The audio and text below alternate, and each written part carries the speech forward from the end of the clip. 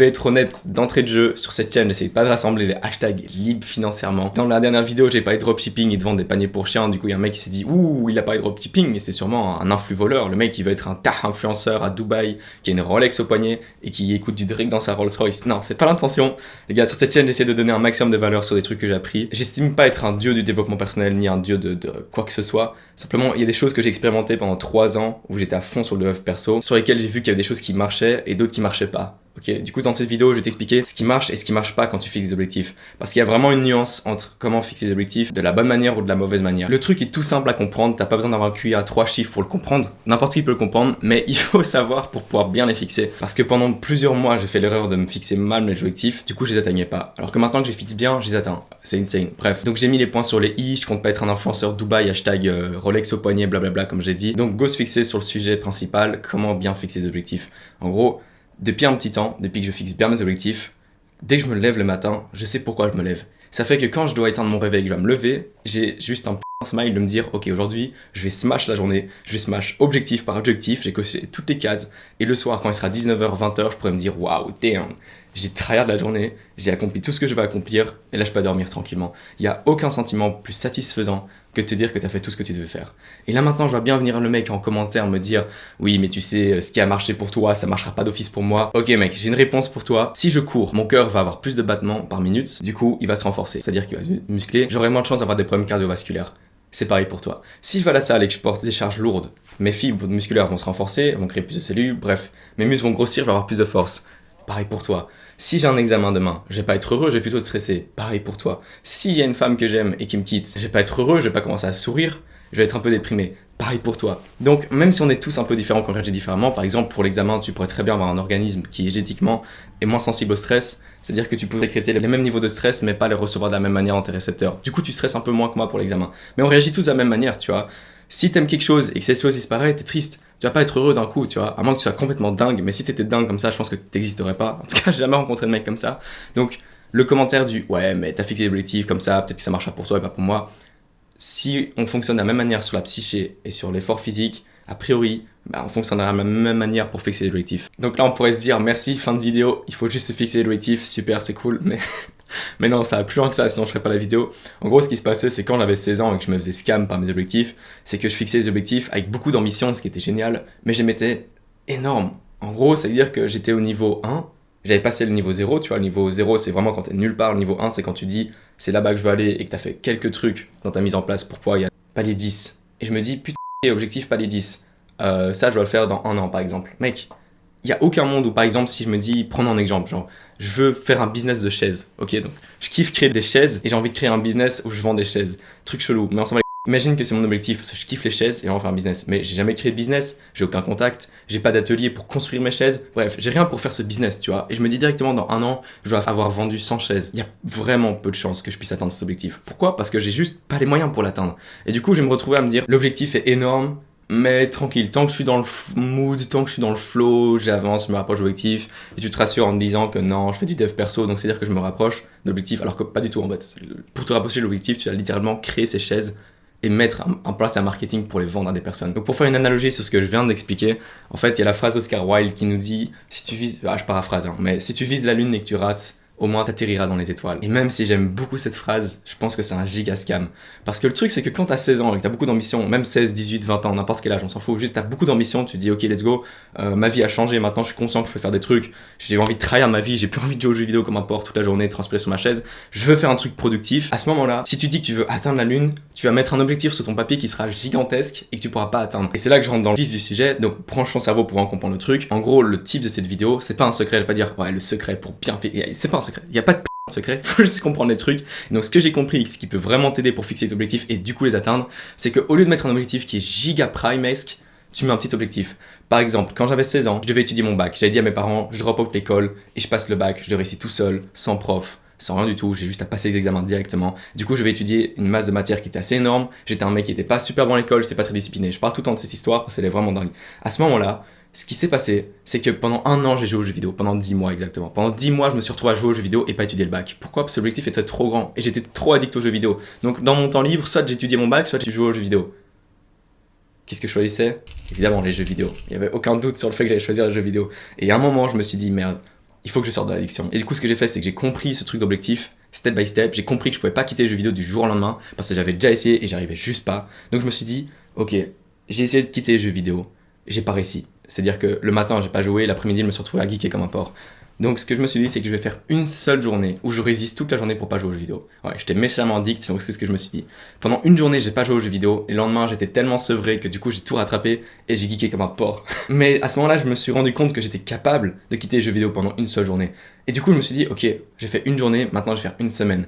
J'ai quitté les jeux vidéo pendant une semaine. C'était long, mais j'ai réussi. Et puisque j'ai fait une semaine, je me suis dit, je suis capable de faire ça pendant 2 semaines. Et donc, en partant de mes 2 semaines de sevrage, je me suis dit, si j'ai fait 2 semaines, je peux faire un mois. Et j'ai fait un mois de août 2022, donc du 1er août 2022 au 30 août 2022, j'ai pas joué une seule fois aux jeux vidéo. Et d'ailleurs, cette période s'est même prolongée, parce qu'après, pendant 7 mois, j'ai pas joué aux jeux vidéo. Donc finalement, parce que j'ai fait un premier jour et j'ai miss, mais en fait, j'ai fait un premier jour sans jouer aux jeux vidéo, un troisième, une semaine, 2 semaines, un mois, je me suis retrouvé au un mois où je n'avais pas joué aux jeux vidéo à faire une période de 7 mois sans jeux vidéo. Rien, même pas un jeu mobile stupide ou quoi, rien du tout. Et donc, ce que tu dois comprendre là-dedans, parce que tu as branché ton cerveau et là, tu es au max de tes capacités, c'est que quand tu fixes des objectifs sur ta feuille, tu dois faire des objectifs qui sont vraiment réalisables. C'est-à-dire que tu dois être sûr à 100% que l'objectif que tu mets, il peut être réalisable. Par exemple, là, j'ai fait l'erreur en juin où je me suis fixé mes objectifs et j'ai fail. Pourquoi ? Parce que j'ai fait un truc trop grand, encore une fois. En gros, en début mai, j'étais capable de faire 3 muscle-up. En fin mai, je pouvais faire 8 muscle-up. Donc c'est les tractions, tu montes au-dessus de la barre, tu vois. Tu fais une traction et au lieu de t'arrêter là où tu démontes la barre, elle est là, et toi, tu passes tout ton corps au-dessus. Et j'étais capable d'en faire 8, ce qui était une augmentation énorme par rapport aux 3 muscle-up que j'avais en début mai. Et je me suis dit, je vais faire 12 muscle-up. Et je me disais, 8 à 12, c'est pas très compliqué, j'ai un mois pour le faire, je vais réussir. Je me suis entraîné. Et à un moment, je me suis rendu compte que, en fait, faire 12 muscle-up plutôt que 8, c'est une augmentation de 50% de l'objectif. C'était énorme. Et je me suis juste pété l'épaule à un moment. C'est-à-dire que je pouvais toujours l'utiliser, mais je sentais que j'avais mal et que ça lançait pendant mon entraînement après avoir fait un essai sur les muscle-up. Là, je me suis dit, ouais, ok. En fait, j'étais stupide sur les muscle-up. Parce que si je savais faire 10 pompes absolument, je pourrais me dire, tous les jours, je fais 3 fois 10 pompes pendant un mois entier. Et ça, je sais que je peux le réaliser à 100%. Alors que les 12 muscle-up, je suis pas sûr, tu vois. Je l'ai pas déjà fait. J'ai rien fait avant qu'ils me disent que je puisse atteindre cet objectif. Et mon corps peut pas assumer un truc aussi violent. Donc les muscle-up, c'était un mauvais objectif. Et en comparaison, l'objectif qui était correct pendant mon mois de juin, c'est de me dire je vais faire 6 vidéos. Parce que les vidéos, j'en ai déjà fait en juin 2023, il y a 1 an. Et après, j'ai arrêté comme un gros dog parce que j'étais juste beaucoup trop complaisant. Ça, c'est un truc dont je parlais dans une autre vidéo. C'est un truc qu'il faut absolument... C'est le pire défaut que tu puisses avoir. Mais bref, je savais faire des vidéos. En juin, j'ai fait 6 vidéos, j'ai exécuté le truc. Je savais que même si je me cassais un bras et que j'étais à l'hôpital, j'aurais pu toujours prendre mon téléphone et faire une vidéo comme ça. Elle serait pas ouf, je serais dans l'hôpital dans un lit à moitié HS, mais j'aurais pu atteindre l'objectif. Alors que le muscle-up, non. J'aurais pu mettre un objectif de merde en mode, par exemple, je développe ma chaîne YouTube, j'essaie d'avoir la croissance dessus. Dans un mois, j'ai 500 abonnés. Mais j'ai aucun contrôle sur si les gens vont s'abonner ou pas. J'ai absolument aucun contrôle. Ce que je contrôle, c'est moi qui fais des vidéos et qui donne le plus de qualité possible dedans pour qu'elles puissent plaire et qu'en échange, les gens s'abonnent. Puisque eux ont envie d'avoir de la valeur, donc ils s'abonnent. Et moi, en échange, vu qu'ils s'abonnent, et que ça marche, je peux leur apporter de la valeur. Tu vois, c'est un win-win équitable. D'ailleurs, je vais dire un truc de youtubeur super cringe. Si tu trouves que cette vidéo est intéressante, justement, tu peux t'abonner, mais c'est un win-win équitable où je t'apporte de la valeur et où toi tu t'abonnes et tu m'aides à avoir la croissance sur ma chaîne YouTube. Donc toi, t'as la croissance personnelle, moi j'ai la croissance sur ma chaîne YouTube. Ça me semble net. Mais donc, pour synthétiser cette vidéo, Oscar Wilde nous a bien scam avec sa belle phrase: si tu vises la ligne et que tu rates, tu atterriras dans les étoiles et c'est pas grave. C'est un scam parce que tu vas juste pas atterrir dans les étoiles vu que tu vas juste rien faire. Ton objectif sera trop grand, tu te diras mince, comment je monte cette montagne, j'ai jamais monté de montagne. Alors que si tu montes une petite colline et que tu l'as réussi, tu te dis tiens, je peux monter cette plus grande colline. Et tu montes une autre plus grande colline. Et à un moment, tu montes une montagne et tu dis what?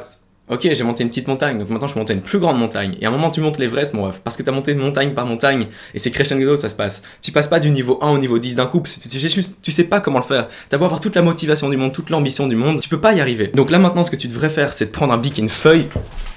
Bref, tu prends ton bic, tu prends ta feuille, et tu notes sur ta feuille quel est l'objectif qui là maintenant me met sur la bonne voie pour atteindre des objectifs que je veux atteindre dans longtemps. C'est-à-dire que dans 10 ans, je veux être ce genre de personne, je veux avoir telle carrière, je veux avoir une femme, des enfants, bref, ce que tu veux, je veux avoir une maison, ou je veux être super riche, on s'en fout. Juste, tu as ton objectif long terme, et tu dis là maintenant, qu'est-ce que je peux faire pour que dans 10 ans, je puisse être à ce niveau-là. Tu prends ta feuille, tu notes l'objectif, un objectif sur lequel tu es sûr et certain que tu puisses l'atteindre, 100%, aucun doute. Maintenant, si tu n'as jamais fixé d'objectif ou que tu n'as jamais été dans le développement personnel, je vais donner un exemple assez simple pour que tu puisses fixer tes objectifs. A priori, tu n'as peut-être aucune idée. Si tu as des idées ou quoi, vas-y, prends ta feuille, note les trucs, tu n'as pas besoin d'écouter ce que je vais dire. Tu peux déjà quitter cette vidéo d'ailleurs.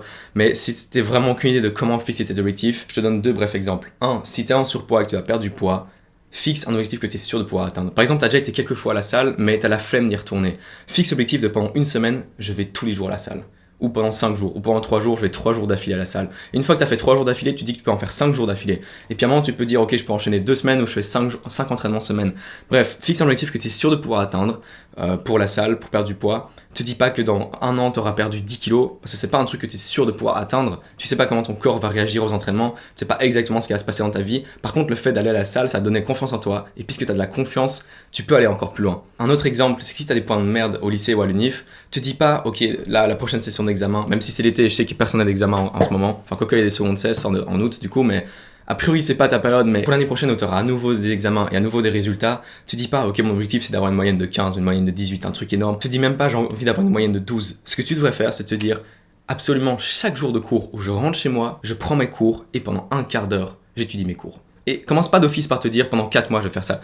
Dis-toi juste pendant la première semaine de cours, chaque jour quand je rentre chez moi, je prends mes cours et pendant 15 minutes, je relis tout ce que j'ai appris pendant la journée. Et puis si tu l'as fait une semaine, tu te dis, bah je suis capable de le faire pendant 2 semaines. Si tu fais pendant 2 semaines, tu es capable de le faire pendant 4 semaines. Et c'est comme ça que ça fonctionne, tu crées de la confiance, tu vas réussir et vu que tu auras étudié tes cours tous les jours, sans t'en rendre compte, ça devient juste la discipline et à chaque fois que tu le fais, tu es heureux. Tu dis, yes, je suis un putain de Chad, j'ai fait l'objectif que je vais faire aujourd'hui, je peux aller dormir tranquillement, ça te rend heureux d'étudier tes cours, pas parce que t'aimes étudier tes cours, même parce que ça donne la satisfaction d'être sur la discipline et d'être sur la bonne voie. Du coup, tu auras des bons points parce que tu auras étudié tes cours toute la journée, c'est un cercle vertueux. Sur ce, fixe des objectifs, fixe des bons objectifs et à bientôt.